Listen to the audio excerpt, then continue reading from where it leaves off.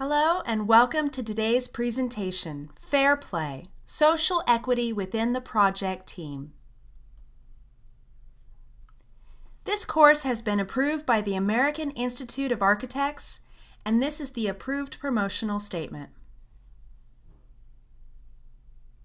In this course, the participant will discover how to address social equity within the project team as it applies to the LEED Social Equity Pilot credits. We will discuss ways to think about social equity and the specific criteria and documentation required for the credit. The learning objectives for this course are: identify the intent and requirements of the LEED BD&C Pilot Credit Social Equity Within the Project Team. Discuss how the Pilot LEED Credit addresses social equity for construction workers through workforce pay and benefits. Explain how the Pilot LEED Credit approaches human rights, labor practices, and society. And identify strategies to promote social equity on LEED projects. The USGBC launched Social Equity LEED Credits in 2014 to fulfill its organizational goal of using green buildings to enhance the lives of all people in all buildings. The credits have been designed to address social equity from the perspective of everyone who is touched or impacted by a building, including the building's construction workers, designers, engineers, and other project team members, its surrounding community, and those involved in the building's material supply chain. The credits were designed and created by the LEED Steering Committee's Social Equity Working Group. Each credit can contribute 1 point to a project. Varying types of social equity and their accompanying definitions and perspectives will be relevant for different desired outcomes. Social equity within the supply chain, which is focused on human rights and fair trade. Social equity within the community, which is focused on the way the community interacts with and is affected by the building. Social equity within the project team, which is focused on good pay and professional development for construction workers, as well as corporate social responsibility. One way to think about these 3 LEED pilot credits is the proximity of the people impacted. Supply chain issues usually impact people on a global scale. Community issues impact people on a neighborhood or regional scale. And project team issues impact people working on the project and their families. The overarching intention of the 3 social equity pilot credits is to encourage any and all members of the project team to promote and further social equity by integrating strategies that address identified social, community, and economic needs and disparities among those affected by the project and working on the project. The pilot credits are only available for new construction projects that are seeking certification through the LEED for Building Design and Construction, or BD&C, rating systems. According to the U.S. Census Bureau, in the years 2006 through 2010, what percentage of construction laborers lacked a high school diploma or equivalent? A, 5%, B, 15%, C, 25%, or D, 35%? The correct answer is D. 35% of construction laborers lacked a high school diploma or equivalent. We can make a difference by providing training and educational advancement opportunities for the people who make our buildings possible. So social equity says, what are the community costs? How does what we do impact community? Equity goes beyond the idea of diversity. Diversity is numbers. Inclusion is the quality of that diversity. Equity looks at the policies, the procedures, the practices, and how that impacts everybody, particularly historically marginalized folk.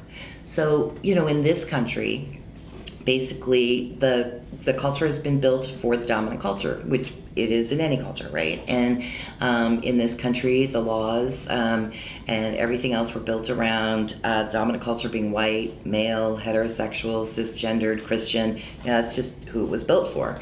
But that's not who we are. We have women, we have African Americans, we have Latinos, we have rich communities of immigrants, and so we really are more than just those things. The first mention of white in law is in the 1640s, and it was in the Virginia colonies. And it basically was really about power. There were a lot of stolen Africans, but slavery had not yet been adopted as a system. And there were a lot of indentured servants from the lower classes in England who were all working together. And pretty much they realized, well, we're all working really hard, and there's just like this handful of folks they're the ones who could buy land, they're the only ones. So, where's the wealth? And so there was the Bacon Rebellion, which had nothing to do with race, but it did make the powers that be nervous, and they said, well, we better do something here. So there was a construct, it's a social construct, race. There's no scientific evidence to support it. The idea was we're going to figure out who gets what based on the color of their skin. And so we are going to say that if you're white and male, you can buy land. And so then it just continues from there. And so we've made these decisions. I think of it, we've built a house. My friend Scott Nakagawa, who's a brilliant thinker in New York, talked about the fact, you build your house, you get your dream property, you build your house, you're in your 20s. And you're, this is what I want, and this is where I want the bathroom, and we got to set up for good parties. And, then years later, you've got a family, and really the needs have changed. You're not accommodating everybody who lives in the house. But the plumbing is still where you put it originally, and the house still has the structure. So the work is to really look at the structure and identify who's burdened, who's benefited, and are there places where we can remove those barriers. The intent of this pilot credit is to encourage any and all members of the project team to promote and further social equity by integrating strategies that address identified social and economic needs and disparities among those working on the project by creating more equitable, healthier, and more supportive environments for construction workers during project construction through ensuring fair and equitable pay and benefits for the work performed, promoting employable skill development, promoting personal financial and health stability, and promoting corporate social responsibility at an organizational level by the firms of the project owner, financier, architects, engineers, contractors, product manufacturers, and so on. Safety is a crucial component of construction job sites.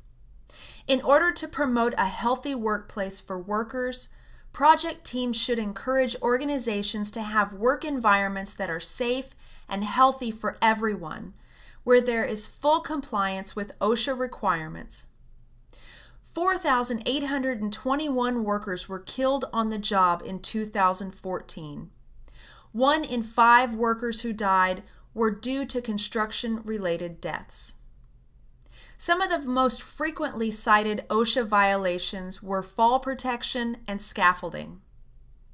Construction is a hazardous task with conditions such as working with height, excavation, noise, dust, power tools, and other equipment. Construction workers need to be properly trained and educated on the task or job before working, which will assist in preventing injuries and deaths. Perform safety constructability reviews before the completion of schematic design to explore and plan how safety and efficiency can be optimized during construction. An early review that includes the general contractor and key trade contractors and suppliers improves planning and allows consideration of options such as prefabrication and modularization that can improve construction employee safety, construction efficiency, and downstream maintenance efficiency and safety. We will now explore the LEED credit in detail. This credit addresses equity for people involved in the ownership, design, and construction of the project by achieving one of the following. Option 1. Demonstrate commitment to equity for construction workers through workforce pay and benefits. Option 2. Demonstrate social responsibility on a company level by achieving certification or developing a social responsibility report. Let's start by talking about option 1.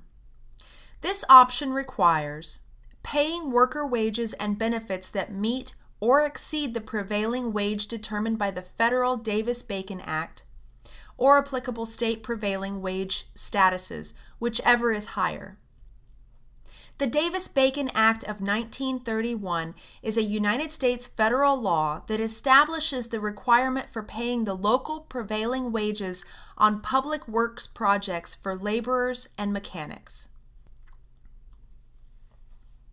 It applies to contractors and subcontractors performing on federally funded or assisted contracts in excess of $2,000 for the construction, alteration, or repair, including painting and decorating, of public buildings or public works. One stated purpose of the Federal Davis-Bacon Act is to prevent a race to the bottom, in which employers may use migrant and other low-skill, unemployed workers to perform the work at low costs. For projects located outside of the United States, prevailing wage is defined as the most commonly paid wage for each type of work in the project's region. Statistics on average wages may be available from government labor agencies, labor organizations, or other sources. The Davis-Bacon Act of 1931 was passed when the Jim Crow laws were in effect throughout the southern United States. During World War I, immigration from Europe fell dramatically at precisely the time that northern industry required additional labor for the war effort. As a result, northern industry and entrepreneurs began to recruit laborers from the South. This brought about or accelerated the Great Migration, in which black laborers from the South came north in search of better pay and opportunity. The migration in turn created new demographic challenges in the North. White workers were competing against new labor. In some cases, the black workers were used as pawns in an effort to break unions. There were widespread efforts to recruit black workers, and in reaction, efforts to thwart recruitment. Black migrants were restricted to specific neighborhoods in northern cities, where the buildings were in poor repair and rents were high, forcing them to live in dense conditions. It would take several decades before black migrants were allowed into labor unions and able to participate fully in federally funded construction projects. Davis-Bacon wage requirements discouraged non-union contractors from bidding on federal construction work, thus harming minority and young workers who were more likely to work in the non-unionized sector of the construction industry. Thus, even if racism was not the intent, racial discrimination was a direct result of the law for several decades. Activists argue that a wage is more than just compensation for labor. It's a means of securing a living, and it leads to public policies that address both the level of the wage and its decency. In his book, Wealth of Nations, Scottish philosopher and free market theorist Adam Smith recognized that rising real wages lead to the improvement in the circumstances of the lower ranks of people, and are therefore an advantage to society. According to living wage advocates, Smith advocated that labor should receive an equitable share of what labor produces. According to Smith, this equitable share amounts to more than subsistence. Smith equated the interests of labor and the interests of land with overarching societal interests. He reasoned that as wages and rents rise as a result of higher productivity, societal growth will occur, thus increasing the quality of life for the greater part of its members. Research shows that minimum wage laws and living wage legislation impact poverty differently. When you think about how you do business, it's about being thoughtful. I think that equity is basically a critical thinking exercise, and it comes down to who is benefited and how, and who's burdened and how. Sometimes people are hesitant to think about, they think cost is the bottom line. And that's why social equity has to be put into your triple bottom line. When we think about the environmental movement, I think that's really critical to think about. A lot of the building of the sustainability movement came from early investment, right, that seemed very costly originally. In Portland, I thought it was very interesting as sustainability movement began to take hold. One of the things, somebody did something called the green dividend, where they were able to create a formula, an economic formula to say, it may cost more in the initial investment to build this building, but these are the savings over time, right? And so I think you have to think the same way about social equity, which means thinking about human rights. So I think understanding that, America's a particularly, we don't think collectively like a lot of other cultures do, and particularly we're in the Wild West, right? It's like independence and it's all on the dint of my hard work. But the reality is everything is connected. And I think that people who are invested in green building and are particularly aware of the way in which how we live and what we do on the planet impacts a whole network of interconnectedness. Project teams should focus on fair pay and professional development for construction workers, as well as corporate social responsibility. Think about how can you ensure that your construction workers will be paid a living wage and have opportunities to gain skills and education? What will you require of the companies that you contract with? Project teams should consider whether companies they work with are committed to fair pay for all of their employees. Companies must not campaign against unions or take action against employees for involvement or membership in a union or informal self-organization.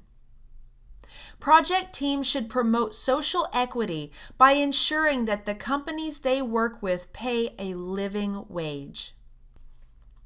A living wage is defined as the wage that can meet the basic needs to maintain a safe, decent standard of living within a community.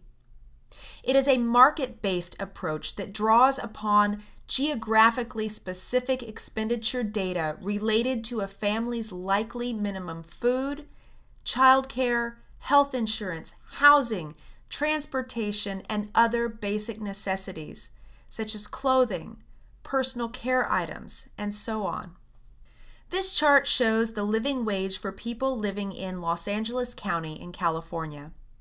The living wage shown here is the hourly rate that an individual must earn to support their family if they are the sole provider and are working full-time, 2,080 hours per year.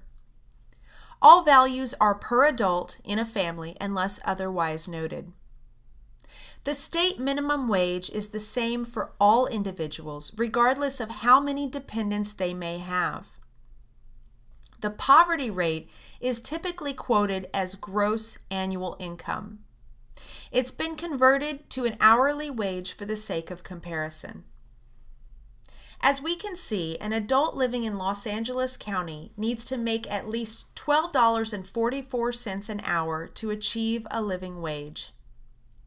The minimum wage is currently $9 an hour. A living wage of $12.44 an hour ensures that the worker can pay for food, housing, medical, transportation, and other basic needs. In addition, option 1 requires participation in or providing of access to workforce development training through one or more of the following: job-related skills training through on-the-job training in a Department of Labor registered apprenticeship program, life skills training programs conducted on the construction site, including such things as GED test preparation, English as a second language courses, financial literacy, debt management, first-time home buying, or entrepreneurship training. Financial assistance in the form of scholarships, stipends, or sponsorships for workers to attend life skills training programs conducted off-site, such as pre-apprenticeship training, English as a second language courses, GED test preparation, financial literacy, debt management, first-time home buying, or entrepreneurship training, or a USGBC approved equivalent. For option 1, project teams have a variety of choices to review in order to submit documentation. Don't let the choices overwhelm you, as you only need to select one for option 1, path A. Provide a signed statement from the general contractor or construction manager as applicable, certifying that 60% or more of the construction value was performed by contractors paying workers wages and benefits that meet or exceed the prevailing wage determined by the federal Davis-Bacon Act or applicable state prevailing wage statuses. In this example, we can see that the total contract value was $10 million and the total qualifying value was a little over $6 million. The percent prevailing wage was 61%, which barely meets compliance. For Path B, the apprenticeship program, provide a signed statement and calculations from the general contractor or construction manager demonstrating that 15% or more of total project construction hours were performed by participants enrolled in registered apprenticeship programs. For Path B2, the life skills training path, provide a signed statement and narrative from the general contractor or construction manager describing the on-site training program. Include the contact information for the training provider, including contact name, organization, email, phone, and website, number of sessions provided, and total attendance. Submit the course schedule demonstrating one course per month for the duration of construction at minimum. In this example, for the documentation requirements, we can see that the training organization was the Consumer Credit Counseling Service. One of the courses was housing counseling, and trained participants about the pathway to home ownership. Life skills training has many benefits. Better training means better processes. Jobs can be performed far quicker if employees know what they're doing, and the quality of work will also improve. Employees lacking in knowledge and skills are more likely to have an accident on the job site. Training helps to eliminate this as a cause. Training can improve business performance, profit, and staff morale. Advantage for businesses include that companies can choose which new skills their workforce gains, targeting skills to meet the needs of their operation for now and in the future. Training employees can result in better customer service, better work safety practices, and productivity improvements. Companies demonstrate to their workforce that they value them enough to invest in them, improving loyalty and staff retention. Training has many benefits for the workers involved. Workers acquire new skills, increasing their contribution to the business and building their self-esteem. The training they do can take them into other positions within the organization, positions with better prospects and/or better pay. Once employees are upskilled to do new and different tasks, it keeps them motivated and fresh. Workers see that the company values them enough to invest in them. A good company is seen as one that retains rather than churns and stays stagnant. And finally, for Path B3, the financial assistance path. Provide copies of company policy or agreements demonstrating the dollar value and nature of the assistance available to employees, with a signed statement and calculations from the general contractor or construction manager, certifying that 60% or more of the construction value was performed by contractors providing financial assistance to employees to attend off-site training programs. The City of Portland has really taken the lead in establishing a priority and putting resources toward equity in government. Our office was formed and given the mandate to work on race and disability as our beginning sort of efforts to think about how do we change the whole system. Last year, the city adopted 3 goals and 6 strategies for racial equity as binding city policy. Portland has immediately banned the box internally. That means removing the criminal history question from applications for employment. And then it has created a citywide effort to do that as well. It's targeted universalism. How do we do things so everybody benefits? And the fact of the matter is, you just have to understand how people are situated, what their experience is, and what they need to gain access, and target your efforts in that way. You're put into the system, and then you can't get hired because you're a felon. So really giving people an opportunity to not have to present first with that, right? So usually how bandbox works is and how it works in Portland is that you can't ask about criminal background until you're ready to make a job offer, and then you can have that conversation. Project teams have a second option for the social equity within the project team pilot lead credit. For option 2, demonstrate social responsibility on a company level by achieving certification or developing a social responsibility report. Corporate social responsibility reports and sustainability reports are intended to disclose and communicate a company's goals, activities, accomplishments, and shortcomings in the 3 areas of sustainability: environmental, social, and economic responsibility. There are 3 different approaches and formats. Several that meet the requirements of this credit are suggested, but other formats may be used if they address all of the required elements or are supplemented to address all elements. The report must be made publicly available to achieve this credit and should include topics beyond the credit requirements to meet the goals of disclosure and communication. All reports must have been created within 2 years of lead submission. Portions of at least one member company of the project team must achieve certification or develop a report in the following proportions: 50% or more of the investors or owners by dollar value of ownership, or 20% or more of the design team by dollar value of design contracts, or 20% or more of construction contracts by dollar value.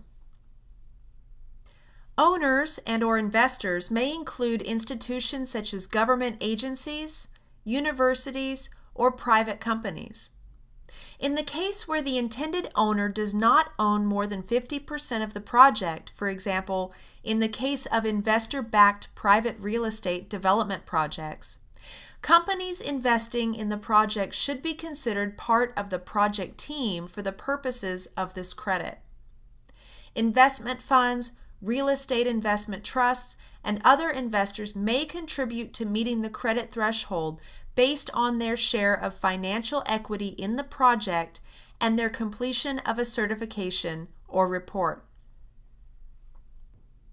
For documentation, provide a spreadsheet for the ownership or design or construction team structure, listing all equity shareholders or design or construction contract holders and the percent of equity shares or total contract value held by each participant, including subconsultants and subcontractors down to 5% of contract or equity value. Identify the participants counting towards the 50% or 20% threshold and provide a copy of the relevant certificate or report meeting the listed standards. The certifications or reporting must be publicly accessible, be created within 2 years of submission, and must address human rights and community or society aspects issues at a minimum. According to the United Nations, human rights are rights inherent to all human beings, whatever our nationality, place of residence, sex, national or ethnic origin, color, religion, language, or any other status. We are all equally entitled to our human rights without discrimination. These rights are all interrelated, interdependent, and indivisible.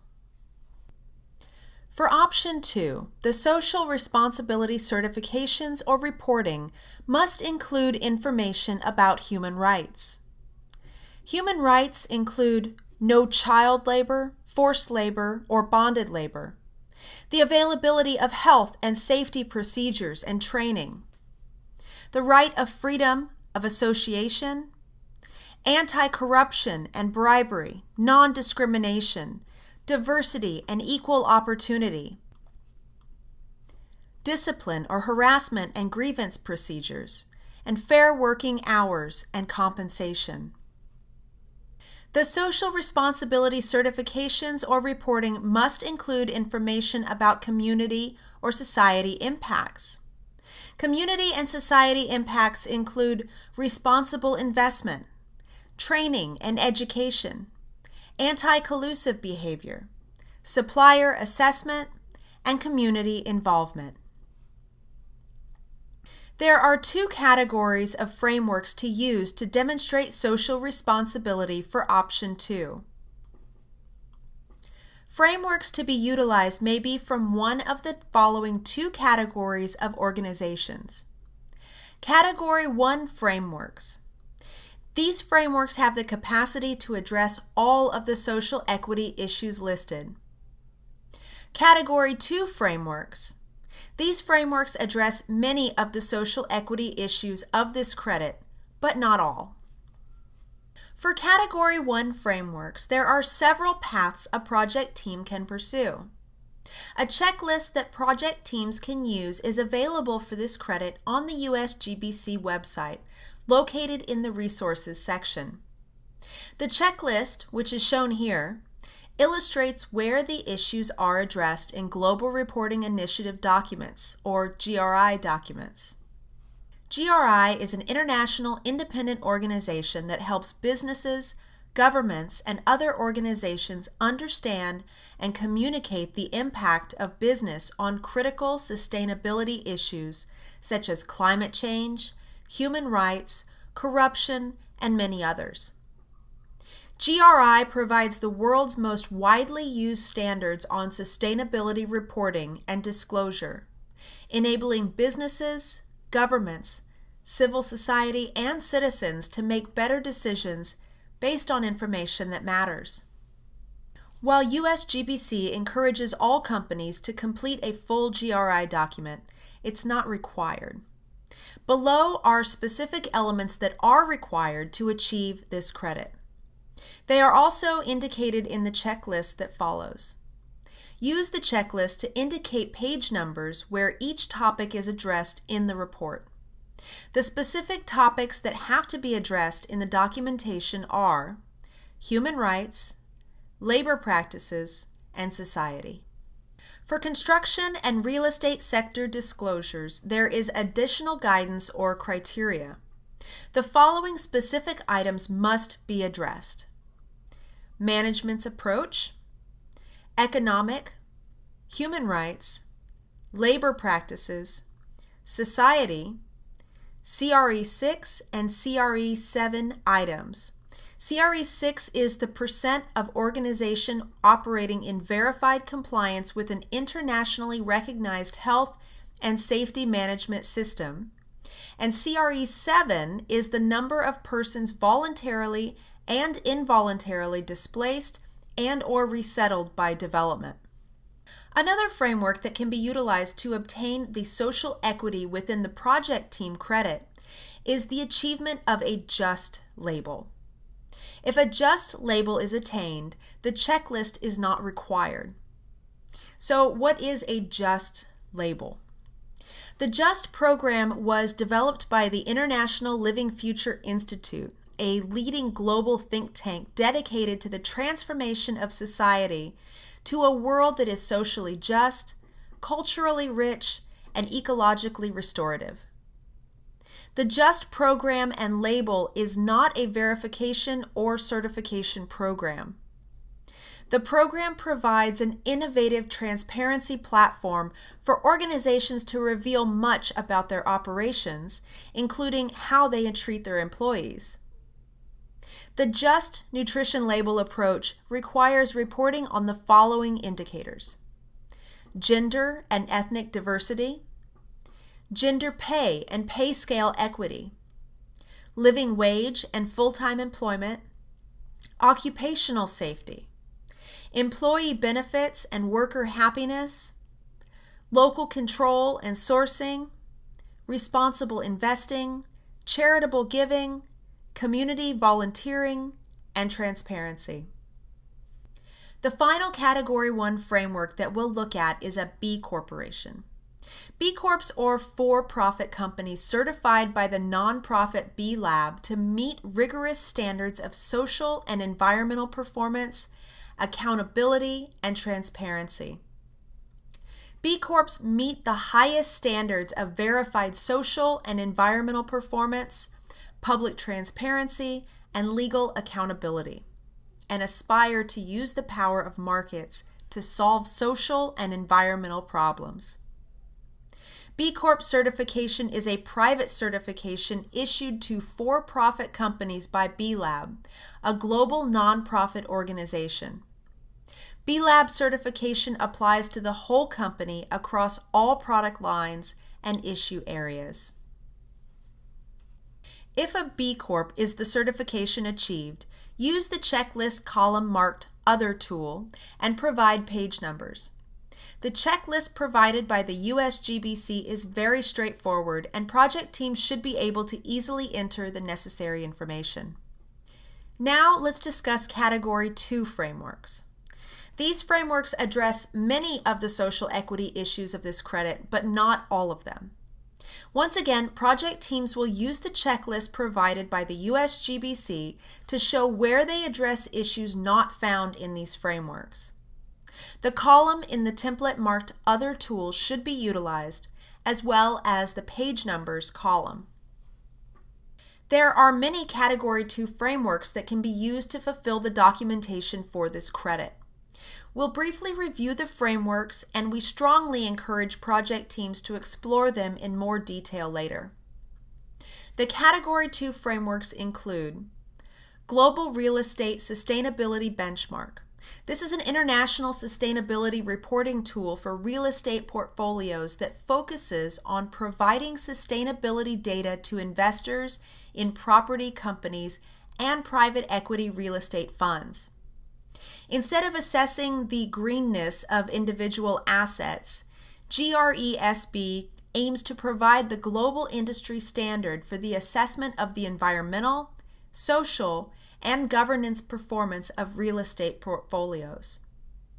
The GRESB was founded by and for investors that believe insight into sustainability performance can enhance the risk-return profile of real estate investments.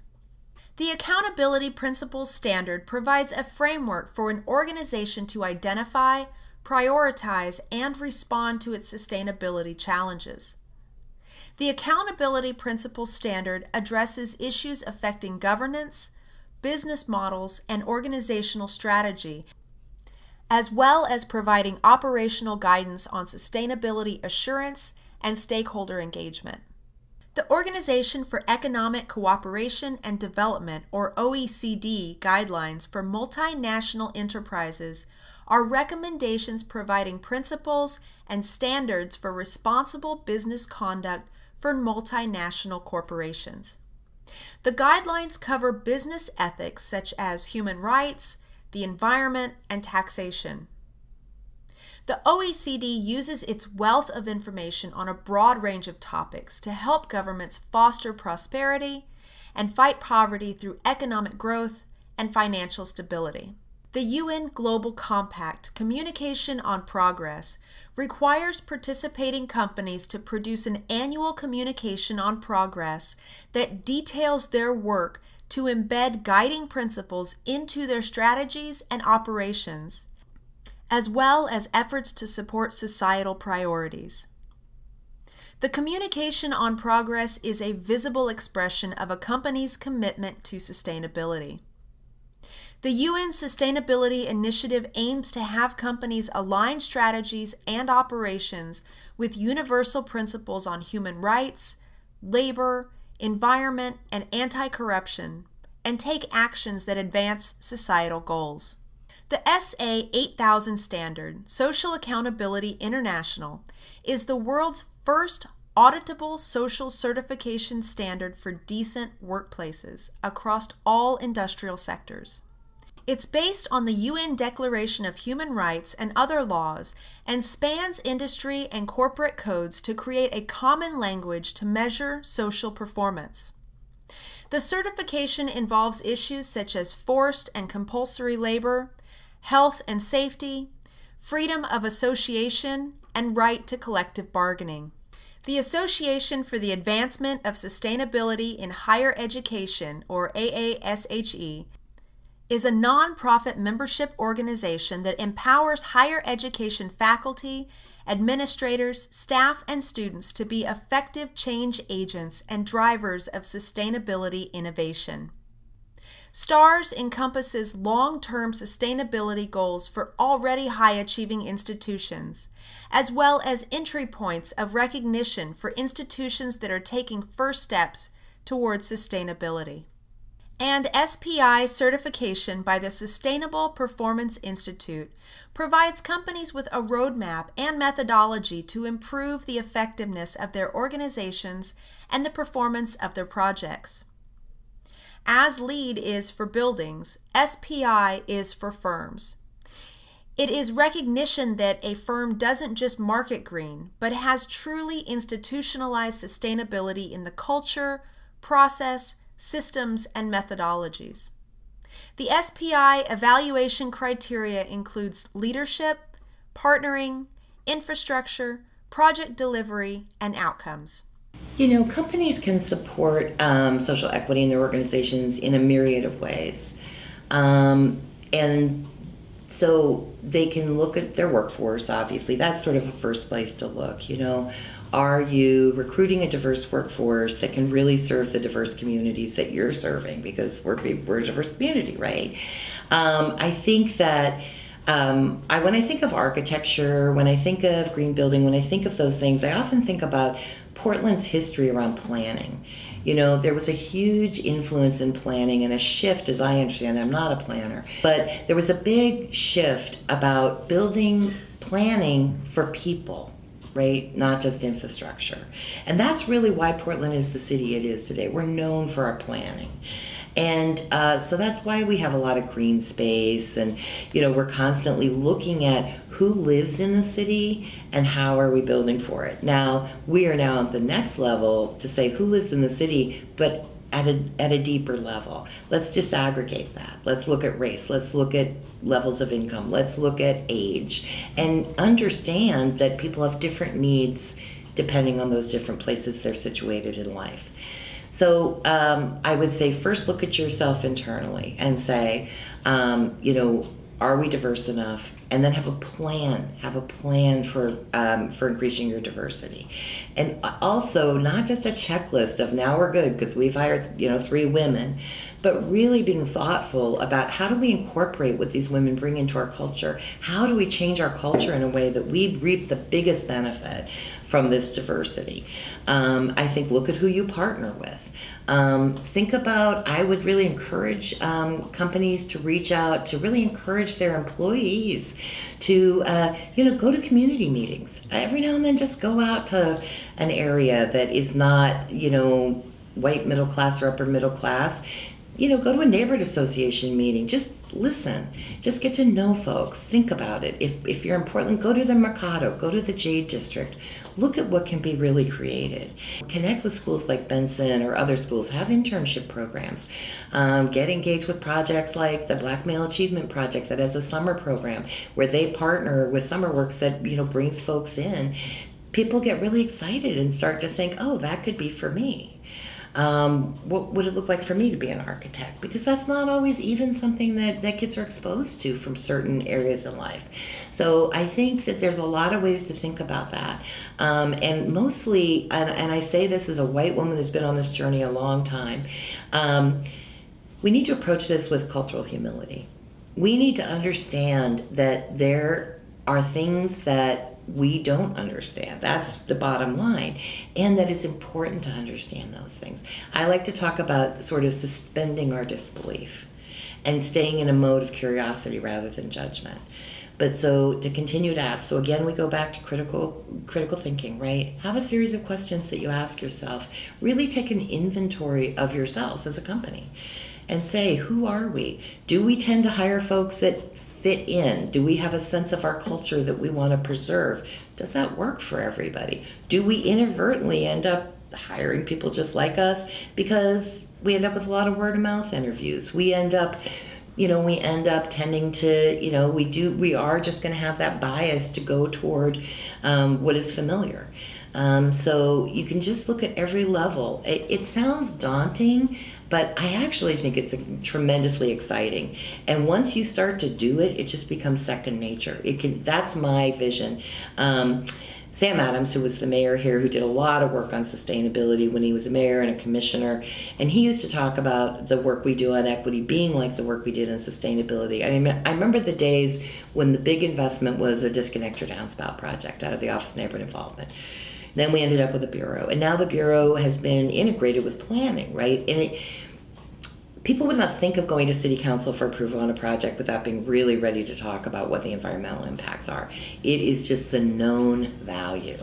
So that's what I love to think about, that we'll get to the point where social equity, who we're impacting and how we embrace who's in our community and who we nurture, that becomes second nature to us. Over the course of this presentation, we have identified the intent and requirements of the LEAD BD&C pilot credit, social equity within the project team. Discussed how the pilot LEAD credit addresses social equity for construction workers through workforce pay and benefits.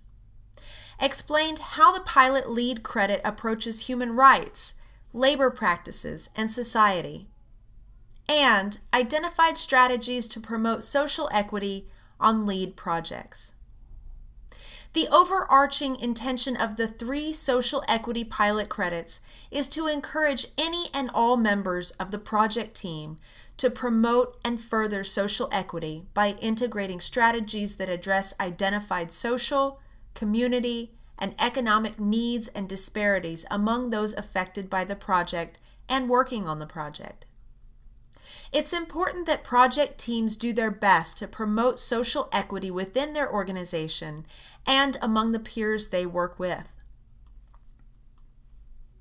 Canadian academic and environmental activist David Suzuki once said, "We need love, and to ensure love, we need to have full employment, and we need social justice. We need gender equity, and we need freedom from hunger. These are our most fundamental needs as social creatures." We hope you've enjoyed today's presentation, and we wish you good luck on your next building project.